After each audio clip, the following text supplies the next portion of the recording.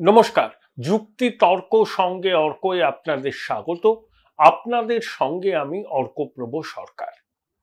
শেখ হাসিনাকে বাংলাদেশের মসনদ থেকে সরানোর পিছনে কারা কারা ছিল এটা জানবার আগ্রহ মোটামুটি সবারই আছে, বাংলাদেশের মানুষের আছে এবং রাজনীতি সচেতন আমাদের মধ্যেও আছে।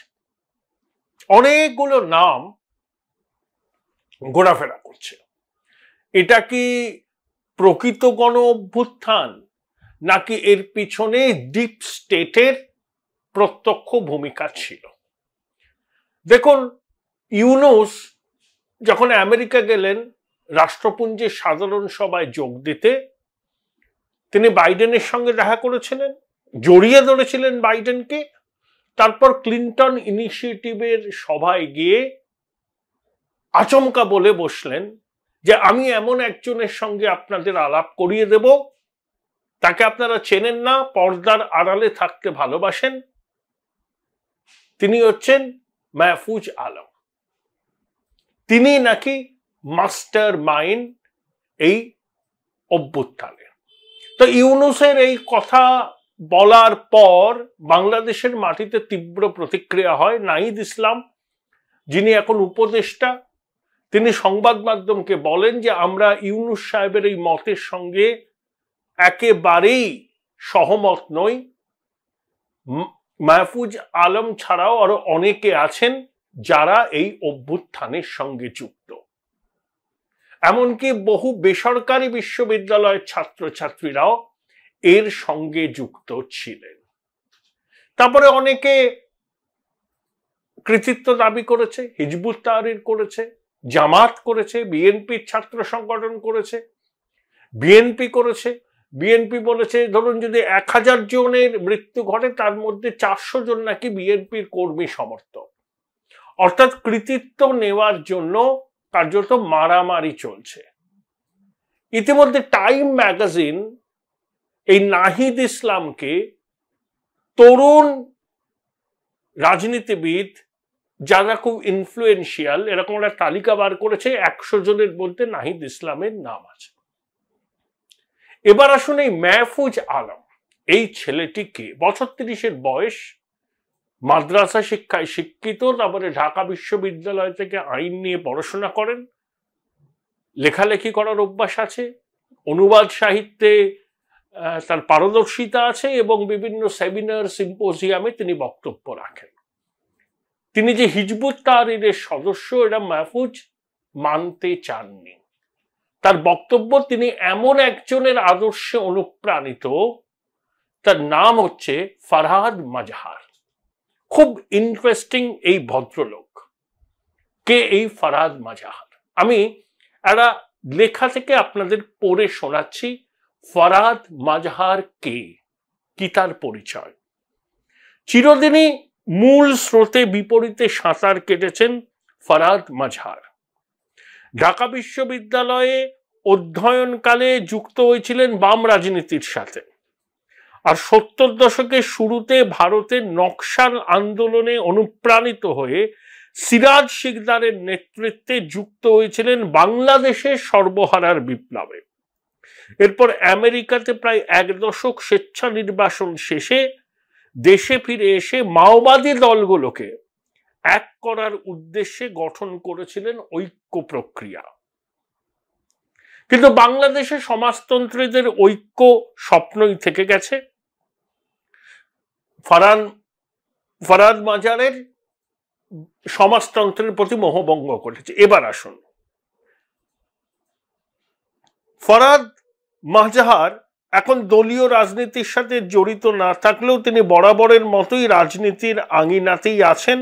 1994 সালে বিএনপির শাসনকালে বাংলাদেশে আনসার বিদ্রোহের সমর্থনে তার নিজের পত্রিকা পাক্ষিক চিন্তায় একটি নিবন্ধ রচনা করে কারাবন্দী হন।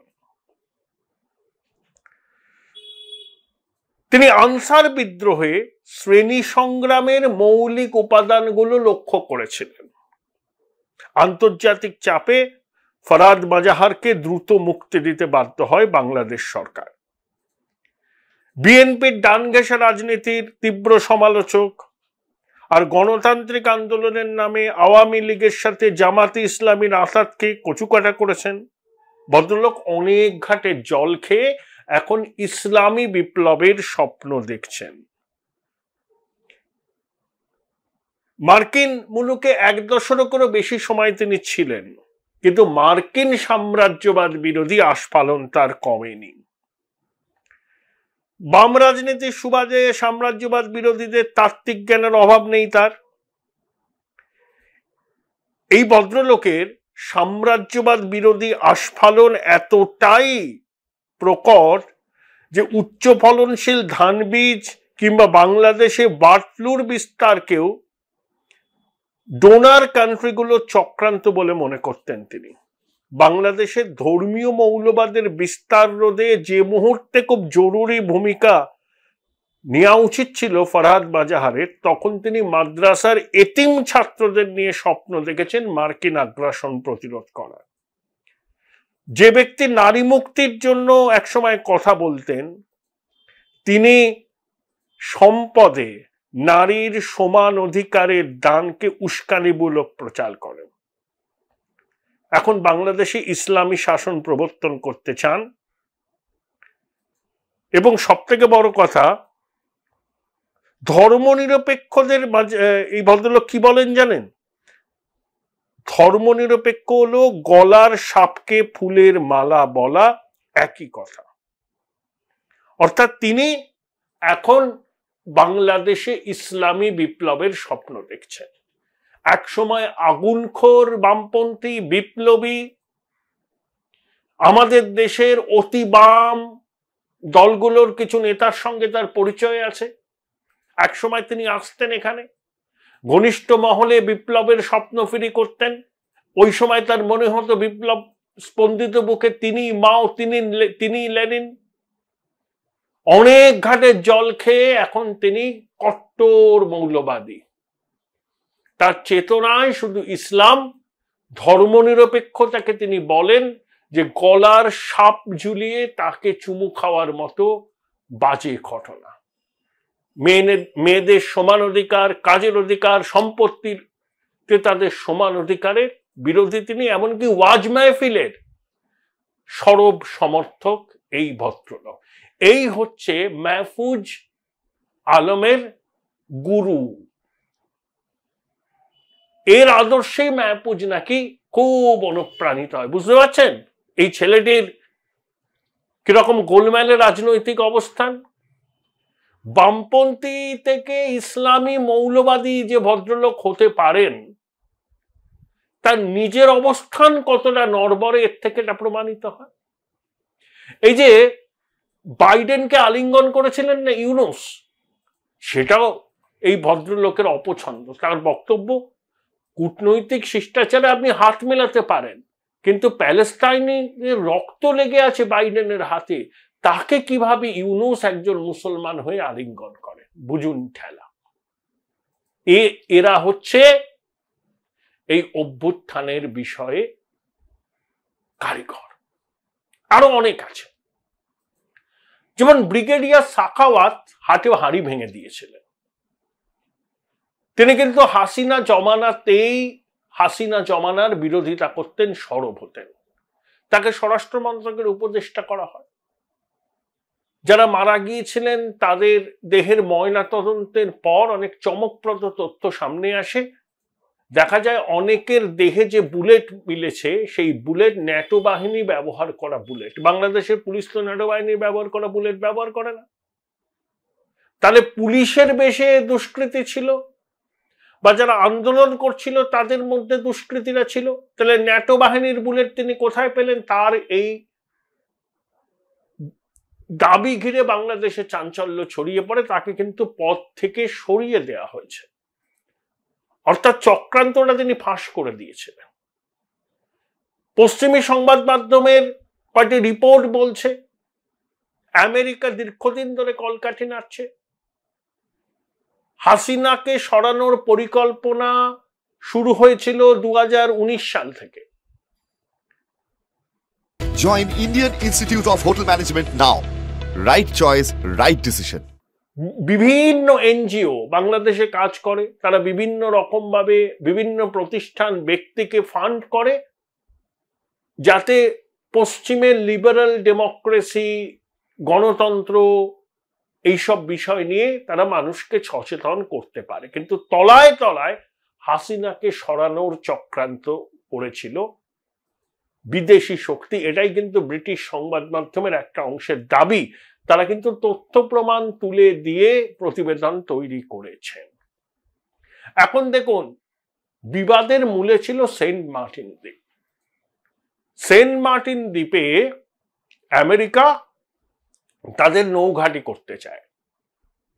ওখানে নৌঘাঁটি করলে কি ওই অঞ্চলে আমেরিকার আধিপত্য প্রতিষ্ঠা হয়, ভারতকে কাউন্টার করা যায়, চীনকে কাউন্টার করা যায়। যতই ভারতের সঙ্গে স্ট্র্যাটেজিক রিলেশনশিপ থাকে আমেরিকার, এশিয়াতে ভারতের এই উল্কা সদৃশ উত্থান আমেরিকা ভালো চোখে দেখছে না, নিজেদের প্রতিদ্বন্দ্বী ভাবছে।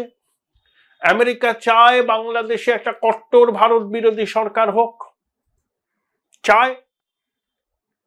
হাসিনা সেন্ট মার্টিন কোনোভাবেই আমেরিকাকে তুলে দিতে চাননি। অতীতে খালেদা জিয়া নাকি অনেকটা অগ্রসর হয়েছিলেন এই সেন্ট মার্টিন দ্বীপকে বাংলাদেশে এই আমেরিকার হাতে তুলে দিতে, মানে নৌঘাঁটি বানাবে।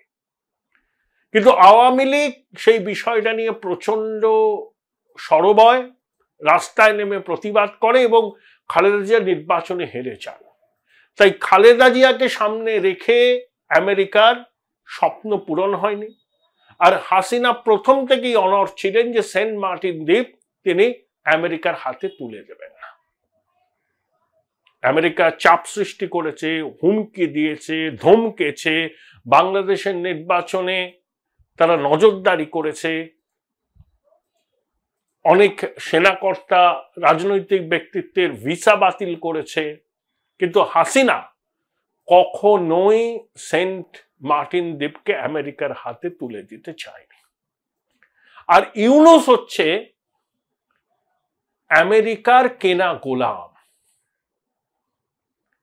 অতীতেও একবার আমেরিকারা চেষ্টা করেছিল, ওই যে -2 ফর্মুলা, প্রতিষ্ঠিত রাজনৈতিক দলগুলোকে ক্ষমতার বৃত্তের বাইরে রেখে একটা অদলীয় সরকার, কার্যত এনজিওর মতো। ইউনুস প্রথমে রাজি হয়েছিলেন, কিন্তু সেনাপ্রধান বলেছিলেন যে আপনার মেয়াদ 2 বছর। তখন ইউনুস রাজি হননি, রণে ভঙ্গ দেন। এখন দেখুন ইউনুস কি বলছেন, আমাকে 6 বছর সময় দিতে হবে। কোন নির্বাচনের ব্যাপারে কোনো প্রতিশ্রুতি দিচ্ছেন না। সেনাপ্রধান বলছেন 18 মাসের মধ্যে নির্বাচন করতে হবে। ইউনুস এই কথা বলায় সেনাপ্রধানের উপর খড়গহস্ত হয়েছে। অর্থাৎ তিনি আমেরিকার কেনা গোলাম, কার্যত চামচা।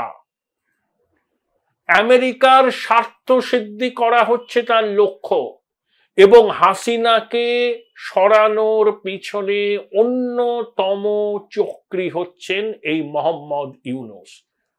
হাসিনা তার গ্রামীণ ব্যাংক, তারপরে কর্মীদের অবসরকালীন প্রাপ্য, এইসব নিয়ে বহু অভিযোগ ছিল, মামলা হয়েছিল, এফআইআর পর্যন্ত দাখিল হয়, তাকে জামিন নিতে হয়। তখন নাকি হিলারি ক্লিন্টন কার্যত ফোন করে হাসিনাকে ধমকেছিলেন। অর্থাৎ ইউনুস হচ্ছে তাদের কেনা গোলাম, কেনা বান্দা। এইবার আমেরিকা সুযোগটা পেয়েছে যে ইউনুসকে সামনে রেখে বাংলাদেশের উপর দখল নিশ্চিত করা, এবং দেখবেন নির্বাচন কিচ্ছু হবে না। ইউনুস তো মূল চক্রী।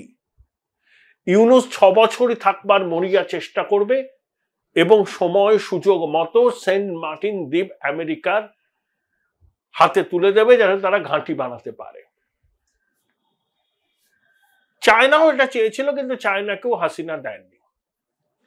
চায়না ইনফ্রাস্ট্রাকচার প্রজেক্টে বাংলাদেশে প্রচুর বিনিয়োগ করেছে। তারা তিস্তা মহাপ্রকল্পের ঋণ দিতে চেয়েছিল, প্রযুক্তিগত সহায়তা দিতে চেয়েছিল, কিন্তু হাসিনা তাতে রাজি হননি। তিনি বলেছিলেন ভারতের সাহায্য এবং ভারতের প্রযুক্তি নিয়েই তিনি এটা করবেন। সেটা নিয়ে চায়নার সঙ্গে হাসিনার মন কষাকষি হয়।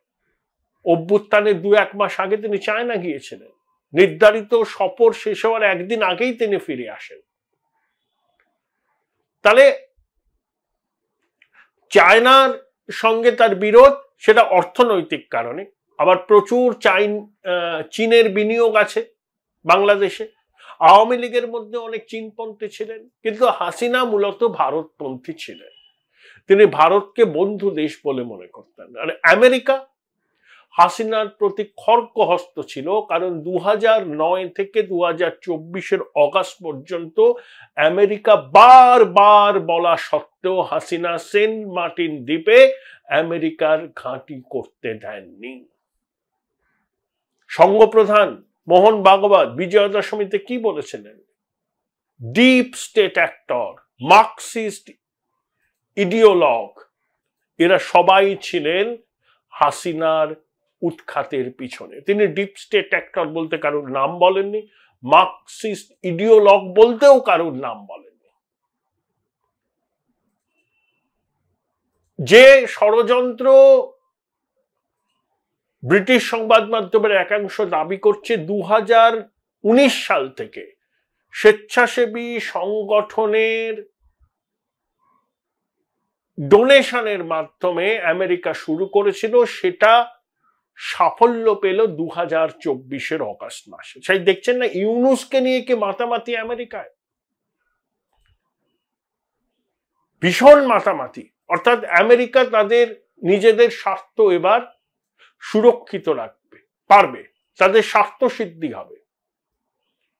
সেন্ট মার্টিনে আমেরিকার নৌঘাঁটি হবে এবং যে সরকার বাংলাদেশে আছে তাদের ভারত বিরোধিতার স্বর চড়া হবে। এবং ইউনুস বলেছেন না, ভারতের সঙ্গে আমাদের সম্পর্ক তলানিতে এসে ঠেকেছে। এবার আপনারা দুয়ে দুয়ে চার করুন।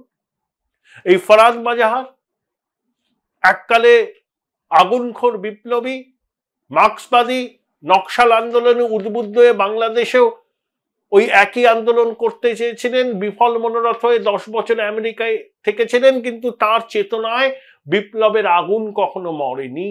এখন তিনি ইসলামী বিপ্লব করতে চাইছেন, মৌলবাদীদের সঙ্গে হাত মিলিয়েছেন, ধর্মনিরপেক্ষতার কফিনে শেষ পেরেকটা পুঁততে চাইছেন, মেয়েদের অধিকারকে বানচাল করে দিতে চাইছেন। তিনিই হচ্ছেন মাহফুজ আলমের গুরুদেব। এবার আপনারা বুঝতে পারছেন যে কারা কারা হাসিনা সরকারকে ফেলার পিছনে ছিল, কারা ছিল মাস্টার মাইন্ড হাসিনা সরকারকে ক্ষমতার থেকে সরিয়ে দেওয়ার কাজে। যতদিন যাবে তাদের চরিত্র কিন্তু ধীরে ধীরে মানুষের সামনে আসবে।